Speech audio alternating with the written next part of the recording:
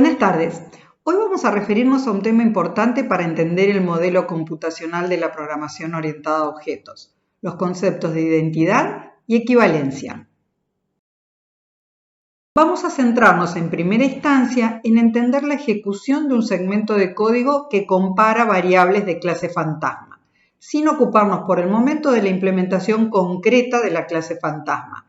Es decir, el foco va a estar en lo que ocurre en ejecución, más que en cómo es que esto ocurre. La primera instrucción del método main de la clase juego crea 4 variables de clase fantasma. Las dibujamos en el diagrama de objetos y observamos que ninguna de las 4 variables por el momento está ligada a un objeto. Observamos también que la clase juego usa los servicios de la clase fantasma porque crea variables locales al método main. La segunda instrucción crea 4 variables booleanas, que también dibujamos en el diagrama.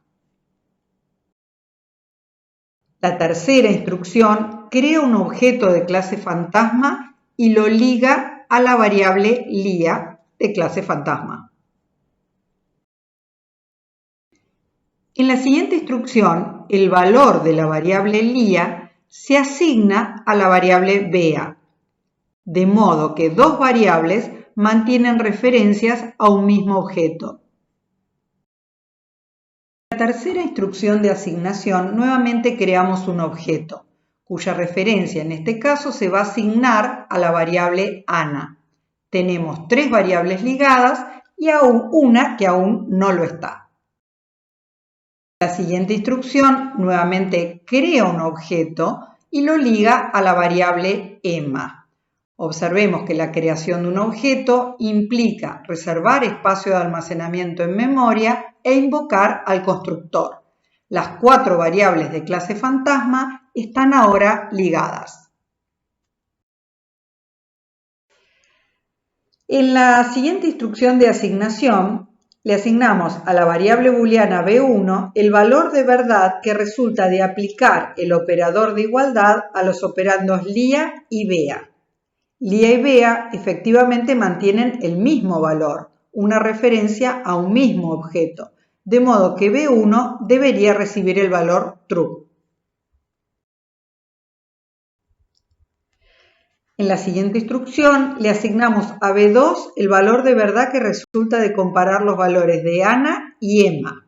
Las variables mantienen diferentes referencias, de modo que a b2 se le asigna el valor false. La siguiente instrucción envía el mensaje equals al objeto ligado a la variable lia. Equals compara el estado interno del objeto que recibe el mensaje con el estado interno del objeto que pasa como parámetro. En este caso, el mismo objeto recibe el mensaje y pasa como parámetro, de modo que b3 recibe el valor true. En la última asignación, el objeto ligado a la variable Ana recibe el mensaje equals con Emma como parámetro. El método equals compara el estado interno de los 2 objetos, en este caso coinciden, de modo que se asigna el valor true a b4. El método equals es simétrico, de modo que también debería retornar true si Emma recibiera el mensaje equals con Ana como parámetro. En cambio, si enviáramos el mensaje equals a Ana con lia como parámetro, retornaría el valor false. Una vez que hemos comprendido qué debería ocurrir, nos enfocamos en cómo implementar la clase fantasma para que efectivamente los resultados sean los que hemos indicado. Un objeto de clase fantasma va a estar caracterizado por 3 atributos: velocidad, color y descansa, como de alguna manera ya podíamos anticipar cuando veíamos el constructor utilizado en la clase juego. Los 3 atributos son privados, es decir, que solo son visibles y pueden ser accedidos dentro de la clase fantasma.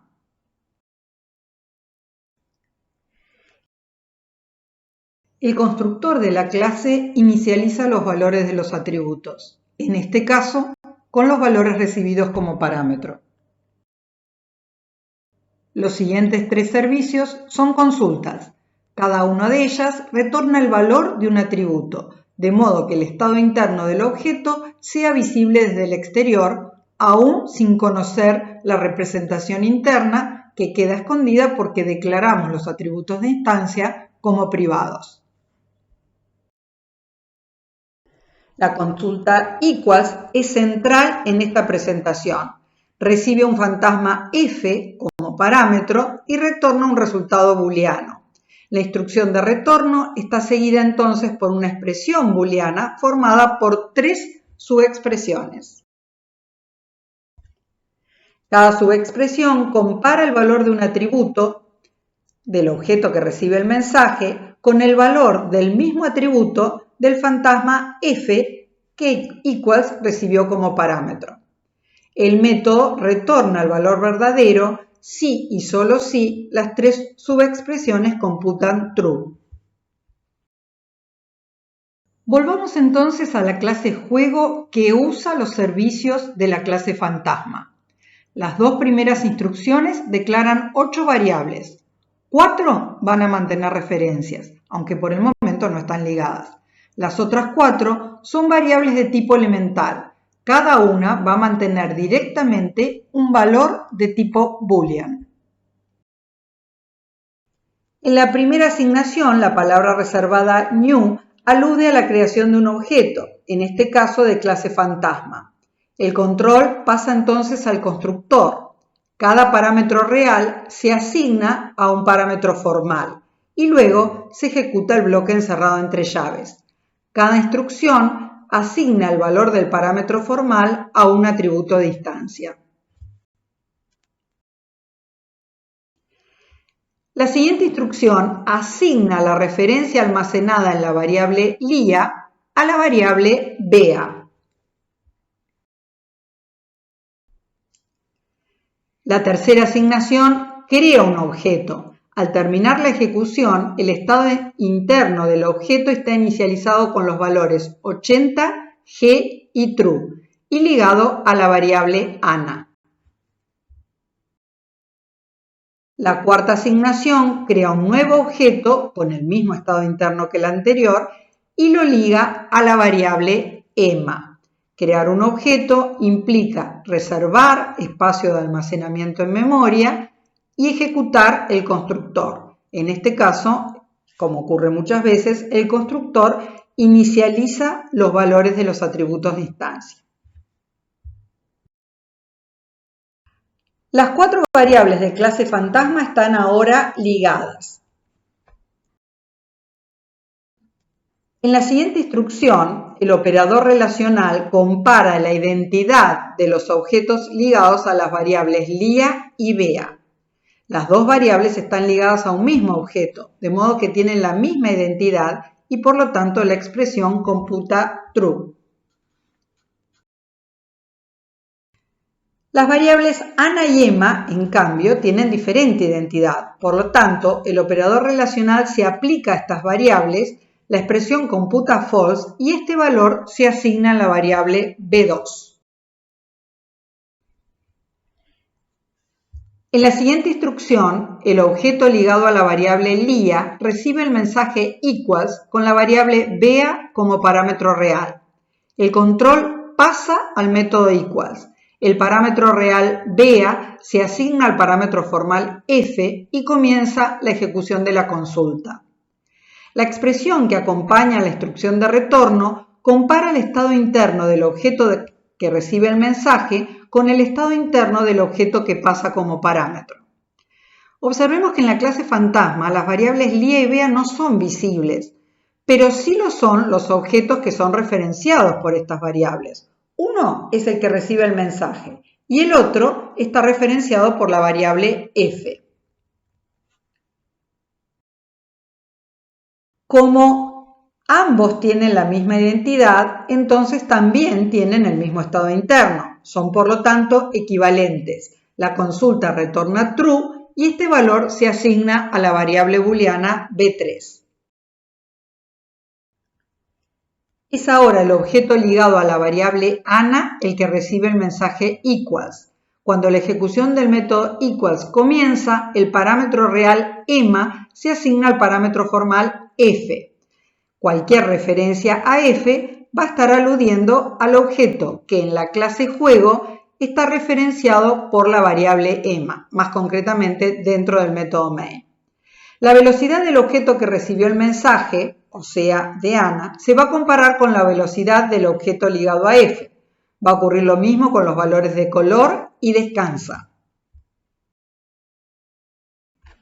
Como los dos objetos tienen el mismo estado interno, son equivalentes. Equals retorna el valor true y este valor se asigna a la variable booleana B4.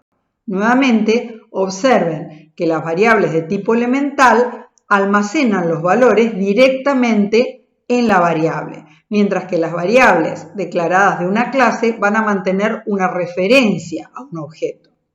Cuando equals termina, la variable f se destruye ya que era una variable local. Si bien los conceptos centrales en esta presentación son los de identidad y equivalencia, es probable que a esta altura también resulte un poco difícil entender el código de equals, en particular el acceso al estado interno del objeto que recibe el mensaje y el acceso al estado interno del objeto que pasó como parámetro. Vamos a ir proponiendo otros ejemplos para reforzar este tema. También propondremos dos presentaciones muy vinculadas a esta en las que implementaremos los métodos copy y clone. En los trabajos prácticos van a tener la oportunidad de ejercitar con estos tres servicios combinados de diferentes maneras.